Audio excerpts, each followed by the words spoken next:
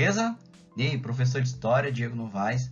E na aula de hoje nós vamos estar falando, sobre Revolução Americana. Então, essa aula, esse tema, nós vamos dividir em duas aulas, tá? E na aula de hoje nós vamos estar falando especificamente sobre a colonização inglesa na América, o tipo de colonização realizados na América do Norte e também os povos nativos e africanos, tá? Nós vamos então estar falando da região da América do Norte, onde vai dar origem aos Estados Unidos, beleza? Então, vamos lá? Então, pessoal, antes de nós começarmos o nosso conteúdo de fato, vamos estar falando um pouquinho da Base Nacional Comum Curricular, a famosa BNCC, onde nós vamos estar estruturando o nosso conteúdo, que nós vamos estudar hoje, da seguinte forma: objeto de conhecimento. O que é o objeto de conhecimento? É o conteúdo que nós vamos estar estudando hoje. Ou seja, independência dos Estados Unidos da América, também, Revolução Americana. A parte específica que nós vamos estar estudando é o quê? É a colonização inglesa na América do Norte, nessa aula número 1. Competência, aquilo que compete à aplicação do conteúdo. Compreender acontecimentos históricos, relações de poder e processos, e mecanismos de transformação e manutenção de estruturas sociais, políticas, econômicas e culturais ao longo do tempo, em diferentes espaços para analisar, posicionar-se e intervir no mundo contemporâneo. Já as habilidades que vocês vão utilizar para a aplicação do conteúdo é aplicar os conceitos de Estado, nação e território, governo e país para o entendimento de conflitos e tensões. Identificar e contextualizar as especificidades dos diversos processos de independência nas Américas, seus aspectos populacionais e conformações territoriais. Então, essa aí é a estrutura, do nosso conteúdo dessa aula número 1 sobre Revolução Americana, tá certo? Então, bora ao conteúdo. Então, pessoal, começando então o nosso conteúdo, vamos trabalhar alguns conceitos. O primeiro conceito que nós vamos trabalhar aqui é o conceito de Estado. O que é o Estado? Falando, famoso Estado com letra maiúscula, tá? O Estado com letra maiúscula é a organização política que determina as regras e as leis, tá? Que governa, a sociedade. No caso do Brasil, isso seria um Estado que possui uma Constituição Federal, por exemplo, tá? O Estado brasileiro. Quando eu me refiro ao Estado brasileiro, estou me referindo ao governo brasileiro, que determina o quê? As regras e as leis para o convívio social, tá certo?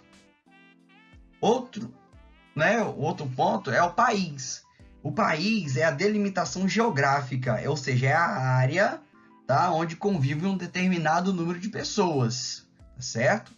E a nação. O que é a nação? São as pessoas que vivem dentro desta determinada área, chamada país, e que têm características culturais comuns, como a língua, a religião, por exemplo. Isso forma uma nação. É como nós entendemos o seguinte: muita gente confunde, que acha que Estado, país e nação são a mesma coisa, têm o mesmo significado. Não tem o mesmo significado, tá? O Estado, como recapitulando aqui, Estado é o governo, por exemplo, o governo brasileiro é aquele que determina as regras e as leis e organiza a sociedade através dessas regras e das leis.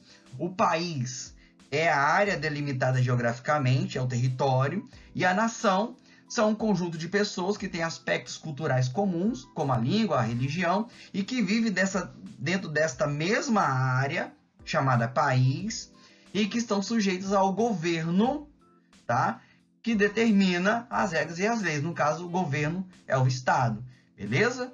Então, bora, próximo slide. Então, pessoal, para nós começarmos aqui, vamos falar da colonização da América do Norte. Em aulas anteriores nós já vimos sobre a colonização da América Portuguesa e América Espanhola. Então vamos falar agora da colonização da América do Norte.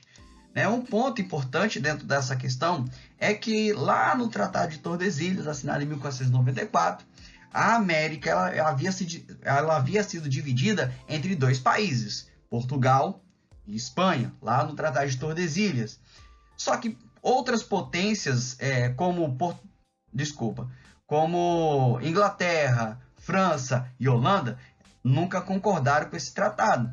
E entre os séculos XVI e XVII, iniciaram o processo de colonização em outras áreas da América do Norte, que não haviam sido ocupadas por Espanha e Portugal.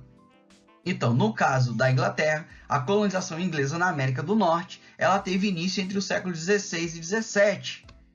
E essa região da América do Norte, não só a América do Norte, mas em toda a América, era habitada por vários povos indígenas, que apresentavam, claro, uma grande diversidade cultural. Nós vamos falar, né, disso mais adiante.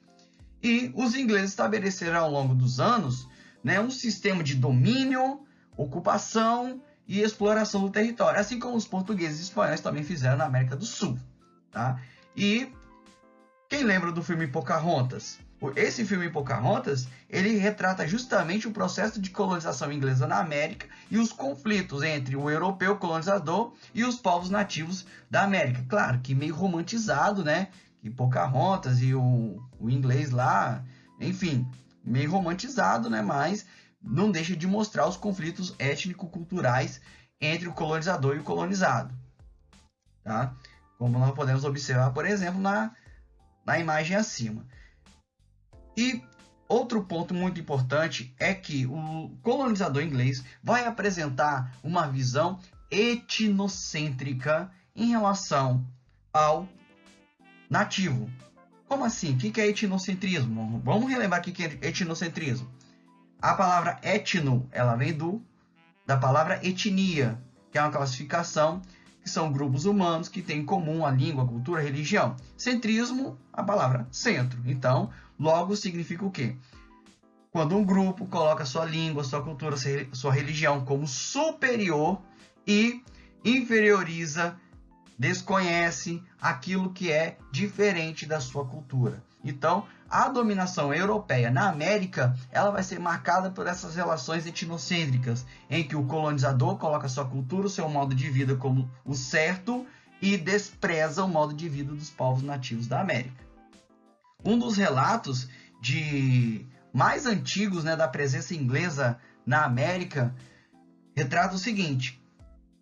Esse relato ele foi escrito por John Michaelius em 1647, se eu não me engano. Quanto aos nativos deste país, encontro-os totalmente selvagens e primitivos. Olha só como o europeu inglês enxergava os nativos da América do Norte. Alheios a toda decência, mais ainda incivilizados e estúpidos, como estacas de jardim, espertos em todas as perversidades e ímpios, homens endemoniados que não servem a ninguém senão o diabo. É difícil dizer que se pode guiar a esta gente o verdadeiro conhecimento de Deus e de seu mediador, Jesus Cristo. Então, olha só como é que os europeus enxergavam os povos nativos da América. Como os adjetivos utilizados eram selvagem, primitivo, incivilizado, estúpido. Então, eles utilizavam esses adjetivos para qualificar, ou né, a gente pode colocar, desqualificar, né, os povos nativos da América. Ou seja, era uma forma de inferiorizar os povos que aqui viviam. Certo? Então, pessoal, a América Inglesa, conhecida também como as 13 colônias inglesas da América do Norte, tá? Lembrando, essa região aqui, ó, só lembrando que o nome Estados Unidos só foi dado depois da independência, né? Ou durante a independência, né? Quando ocorreu a independência de fato. Antes, essa região aqui que vai dar origem ao futuro Estados Unidos era chamada das 13 colônias inglesas da América do Norte, tá? Diferente, por exemplo, do Brasil, que nós temos aí Brasil colônia, Brasil império, enfim, tá? Porque o Brasil tem o nome de Brasil desde o início, né? Quando os portugueses resolveram colocar esse nome aqui. Já os Estados Unidos não. Os ingleses chamavam de as 13 colônias inglesas da América do Norte. O nome Estados Unidos da América ele foi dado aí depois da sua independência. Então, a América Inglesa ela vai estabelecer dois tipos de colonização. Tá? As colônias do centro-norte, tá? Essa região aqui, ó, para cá, vou destacar aqui, ó, essa região aqui, ó, centro-norte, ela vai ser colonização de povoamento, porque principalmente o clima ele era muito parecido com o europeu, tá? Clima mais úmido, tá? Então a produção ela vai se basear principalmente na pequena e média propriedade, né? Propriedades agrícolas familiares e também o trabalho livre assalariado, tá? E a produção ela era voltada para o mercado interno. Tá? Então, a produção ali ela era voltada para a produção interna, para o abastecimento interno. Diferente, tá, das colônias do sul. Essa região aqui da Virgínia para cá, ó. Essa região aqui, ó. Então, essa região aí ela vai ser uma colonização de exploração. Por quê? Essa região ela era voltada para o mercado externo, ou seja, para fora, tá? E tirar aqui. E as 13 colônias eram constituídas por refugiados da metrópole, ou seja, eram latifundiários, escravos, indígenas, negros. Eram pessoas que muitas dessas pessoas também estavam fugindo dos conflitos religiosos que estavam ocorrendo na Europa entre os séculos 16 e 17 e resolveram buscar uma nova oportunidade de vida nos Estados Unidos. Outros também, nas 13 colônias. E outros também procuraram vir para a América, tá, em busca de enriquecimento. Tá? Então, diversas pessoas vieram para cá com objetivos totalmente diferentes. Tá? Mas muitos, tá, vai destacar que muitos vieram para cá com o objetivo de fundar uma nova pátria, certo? Então, pessoal, ao contrário das colônias de Portugal e Espanha, onde a presença do colonizador ela foi mais maciça, a Inglaterra ela não teve um papel tão decisivo na América do Norte, porque as colônias nessa região elas tinham uma certa autonomia. Além disso, né, o chamado Novo Mundo permitia maior liberdade de culto e tolerava pessoas indesejadas da metrópole, como os desempregados, os miseráveis e os sentenciados. Então era esse tipo de gente que vinha aqui para a América, tá? Então a maioria dos colonos, né, como eu já abordei, a maioria dos colonos ela era atraída pela possibilidade de desfrutar de terras e da chamada liberdade, tá? Então, e também no intuito de formar uma nova pátria, né, de um novo lar, de obter um novo lar, e também alguns que vinham em busca de enriquecimento fácil. Então, pessoal, como eu havia dito anteriormente, nós vamos falar um pouquinho dos povos nativos da América do Norte. Então, no século XVII, né, lá no momento da chegada dos ingleses, havia uma grande diversidade de povos e culturas que ocupavam essas terras da América do Norte. Olha, mulher Cherokee, homem Sioux, casal Apache, casal Chinooks, tá? Homem de Iowas. Então, olha só, a América do Norte ela apresentava essa grande diversidade cultural, só que essa diversidade cultural ela nunca foi reconhecida pelos ingleses no momento da ocupação dessas terras. Então nós vamos ter o quê? No processo de colonização inglesa, nós vamos ter a expulsão dos indígenas de suas terras. Então, como nós vimos no mapa, a ocupação da América do Norte ela foi feita principalmente pelo litoral. Então foram afastando cada vez mais os indígenas do litoral, foram jogando eles cada vez mais para o interior. Então o mesmo problema que hoje no Brasil nós temos no que diz respeito à demarcação de territórios indígenas, essa disputa de terras entre grandes empresários e os indígenas no que diz respeito ao direito de terra, essa disputa acontece nos Estados Unidos, no Canadá, na Argentina, no Peru, no Uruguai, na Colômbia, acontece na América inteira.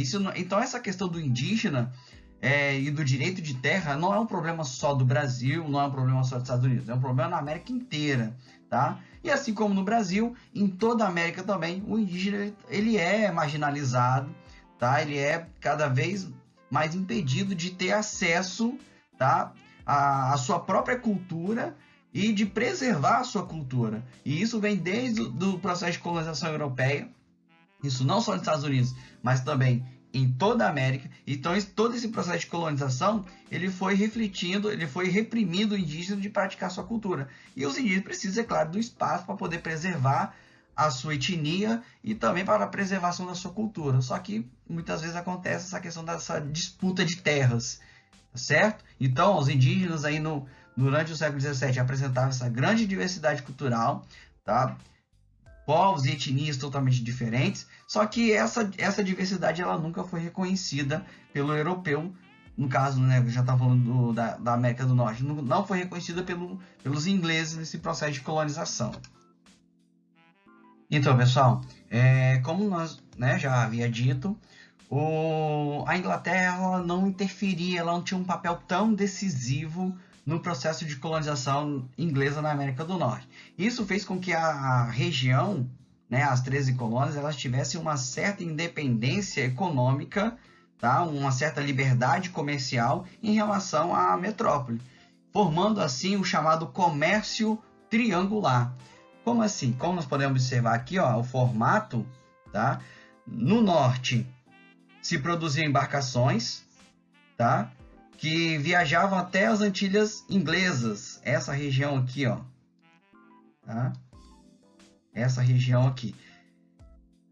Depois, nas Antilhas compravam cana-de-açúcar e melaço para fabricação de rum. E com o rum obtinha-se escravos na África, tá? Aqui, na Costa do Marfim, na Costa do Ouro aqui, essa região, que eram vendidos, tá? Esses escravos, então, eram vendidos para cá, na América do Norte, tá? Nas 13 colônias. Então, nós podemos entender como funcionava esse comércio. Então, essa relação entre a Inglaterra aqui em cima, tá? A Inglaterra aqui, e as colônias era de interdependência. Então, o pacto colonial, como nós podemos colocar, ele era mais frouxo, né? Diferente da América Portuguesa e Espanhola, onde o pacto colonial, aquela dependência da colônia, da metrópole, ela era mais rígida, algo que não era na colonização inglesa. Então, esse pacto colonial era mais frouxo, então, devido a esse pacto colonial mais frouxo, as colônias da América do Norte elas tinham uma certa liberdade comercial para poder comercializar com outras regiões. Então, pessoal, assim como na América Portuguesa e na América Espanhola, na América Inglesa nós vamos ter também a utilização da mão de obra do negro. Tá? Em 1619 chega na região da Virgínia o primeiro navio com escravizados para trabalharem na América do Norte, tá? Como nós podemos observar na gravura. E estima-se que entre 1690 e 1860, cerca de 400 mil pessoas foram levadas de modo forçado para trabalharem na América do Norte, principalmente, né, na região sul, né, das 13 colônias, que utilizava de maneira maciça a mão de obra escrava. Tá? Na região do centro-norte, que era de povoamento, predominava a mão de obra livre e assalariada. E olha só, a grande maioria dos escravizados, eles foram inseridos nas fazendas de produção para o mercado externo, na região sul, nos plantations. O que eram esses plantations? Esse sistema plantation, ele estava ligado ao sistema que chamamos de tripé colonial. O que é esse tripé colonial? Ele se baseava em 3 bases, que eram os latifúndios, ou seja, as grandes propriedades de terras, tá?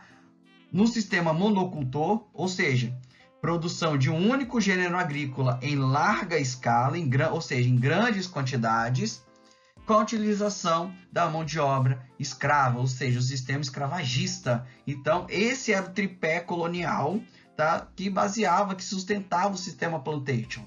Beleza? Então, bora continuar que a gente já está acabando. E olha só, assim como no Brasil, não só no Brasil, mas em toda a América, houve o negro, enquanto escravo, ele resistiu à escravidão, na América Inglesa, né, nas 13 colônias inglesas, também vai haver essa resistência. E quais eram as principais formas de resistência? Nós vamos ter a manutenção de seus costumes, e até hoje nós temos a influência da cultura americana, da cultura africana, no surgimento de novos elementos culturais existentes na atualidade nos Estados Unidos, ou seja, a cultura afro, ela permaneceu, não só permaneceu, mas também ela modificou, ela acrescentou, né, na verdade, hábitos e costumes no cotidiano do norte-americano, no chamado estadunidense. Então, nós vamos ter a partir da influência afro, o surgimento do blues, do jazz, do hip hop e vários outros ritmos também de origem norte-americana que tem essa influência da cultura afro, beleza? Então nós temos a influência da cultura afro na cultura norte-americana, na cultura estadunidense, assim como nós temos a influência da cultura afro no Brasil, no nosso cotidiano. Nós temos vários elementos da cultura afro no nosso dia a dia, em vários aspectos culturais da nossa sociedade. na música, na dança, na língua, em vários aspectos, beleza? Então, pessoal, nós estamos chegando ao fim dessa videoaula. Espero que você tenha entendido o conteúdo, espero poder ter ajudado. E o principal, que você tenha gostado da nossa videoaula. Então, não deixe de se inscrever, deixe o seu like aí para promover o nosso vídeo, para promover o nosso canal, beleza? Então, a nossa próxima aula vai ser o conteúdo referente ao processo de independência dos Estados Unidos e formação, né, dos Estados Unidos. Beleza? Então, meu querido aluno, até breve.